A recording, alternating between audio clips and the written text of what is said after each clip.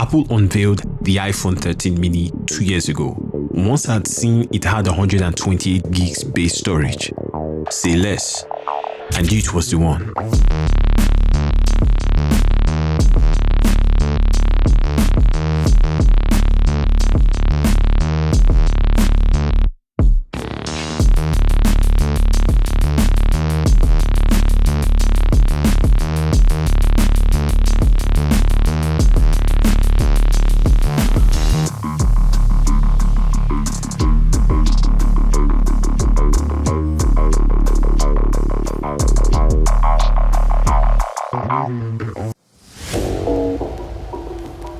So the question is, should you buy the iPhone 13 mini in 2023? The answer to that question is yes, thank you. You can hold the video now. Okay, I'm kidding.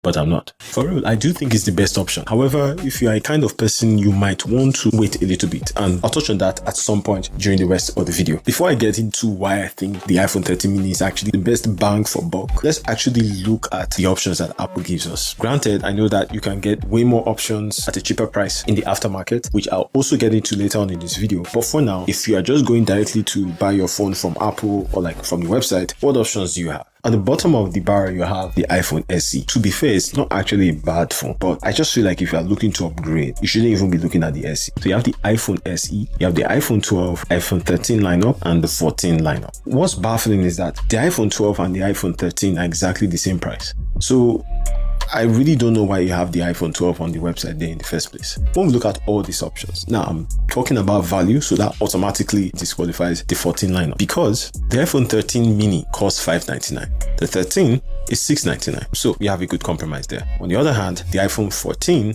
is $799, $200 more than the 13 mini.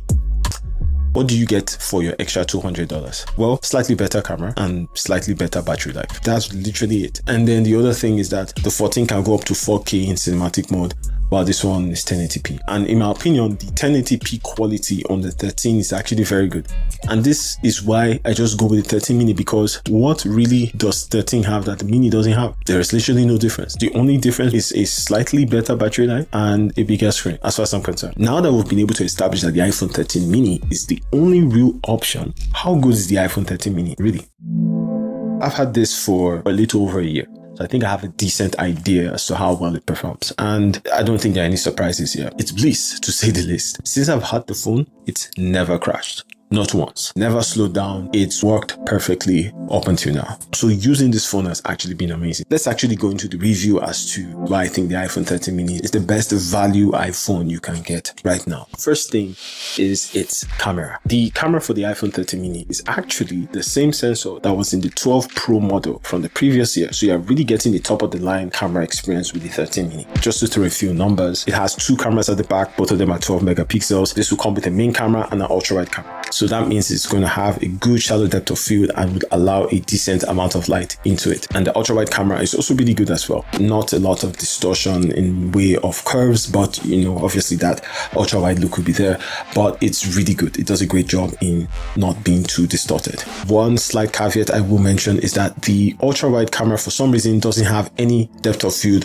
whatsoever. If you wanted to have that subject separation on the ultra wide camera, you're out of luck, but you can do that on your main camera. Now switching gears over to the front facing camera, this is also 12 megapixels as well. You can get really decent selfie quality on here, but you will need a bit more light than the main camera just because I think this is f2.2 as well. Now all cameras on this phone can do 4K 60. They can also do 4K 60 HDR thanks to Dolby Vision. Color representation seems natural enough. They tend to be a bit more restrained, but I just generally like the overall look and feel of the images that come out of the iPhone 13 cameras. Now this can also do super slow-mo up to I think 120 frames HD, and then can do even 240 frames 720p. It just blows my mind how powerful this phone is in such a small package. I think that's crazy to me. The second reason why this phone was a no-brainer for me was the storage. Last phone I was using had 32 gigs and this has 128 gigs. That right there already tells you how different my experience has been with this. I think the iPhone 12 mini came at the base of 64 gig compared to like other Android devices. Most of them are already coming to 128 gigs, but to see them put it in from the 13 lineup, I was like, okay, Apple, you actually have my attention now. My personal opinion, the way I use phones, I don't see myself needing anything more than 128 gigs. Since I've had this over a year, I've done a lot of videos, I've taken a lot of pictures on this, but I never find myself going above half the storage. So that pretty much works for me. Third reason I went with this as well is its size. This form factor is just perfect. It easily slides into your pocket. It's not conspicuous anywhere you put it. You can use it all on one hand. Your thumb can easily go through the length and breadth of the screen with no strain. I will say that sometimes when I've used the iPhone 13, the size of that screen is like, I actually like the size.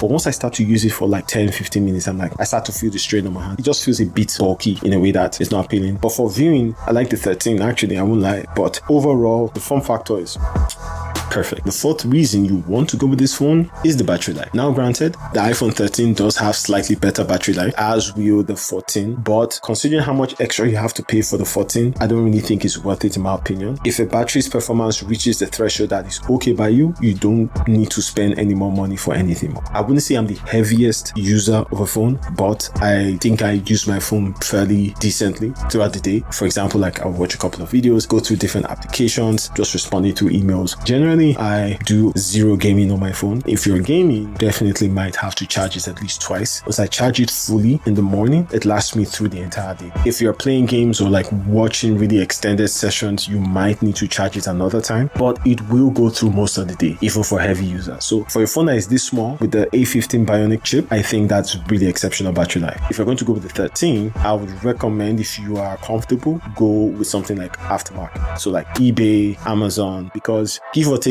you are kind of able to save an extra $100 in most cases. You want to get from somewhere that can give you some warranty, right? That would be the route I would kind of recommend you go to even save yourself more buck. So a pleasant surprise I had on the iPhone 13 mini as well is the fact that it has a very good mic actually. The voice memo app is typically what you would use to record your audio, right? It has a setting where you can go into lossless to get the most quality out of the audio. The audio quality on the mic of the iPhone 13 mini is ridiculous in my opinion. You pretty much don't even need a mic. You can use the audio off of this. Now for some perspective, right? Right now I'm using the Deity Video Micro Mini. It's a pretty good mic. It's what I've used for most of my videos. So right now I want to do a test.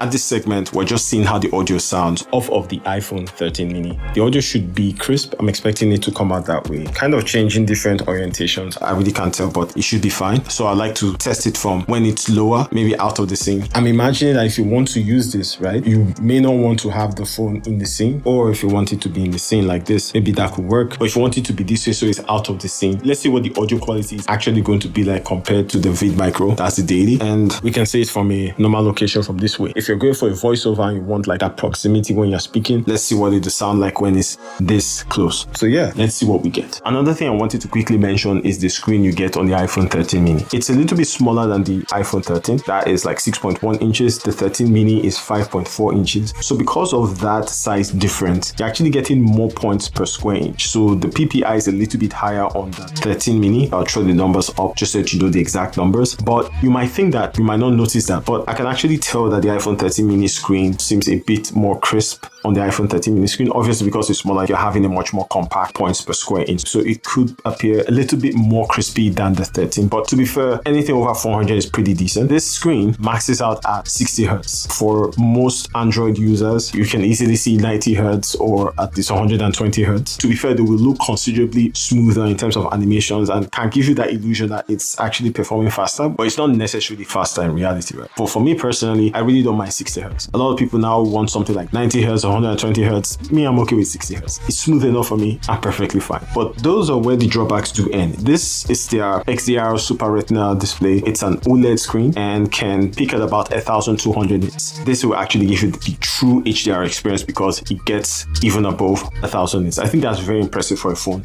this small. Blacks are perfectly black. The highlights are very, very vibrant. I think it's pretty great that on a phone this small, you can capture 4K 60 HDR content. I think that's amazing.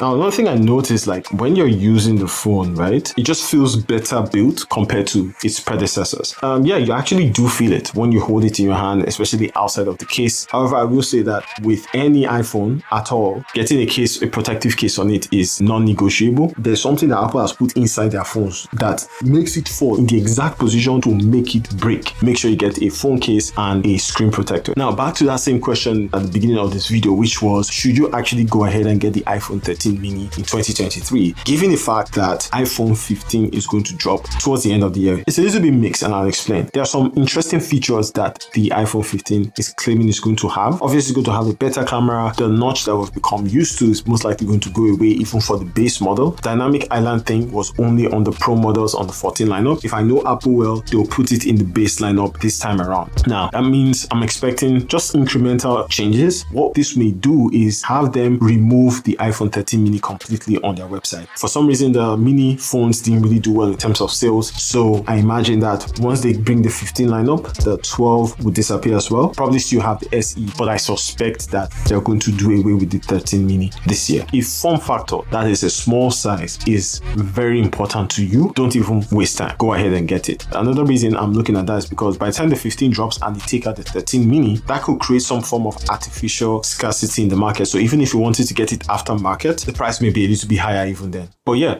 let me know what you think. If you guys have the iPhone 13 mini, tell me what your experiences have been. If you've had any grievances, if there's anything you've not liked about it, I want to know in the comment section as well. And I'll see you in the next one. Safe.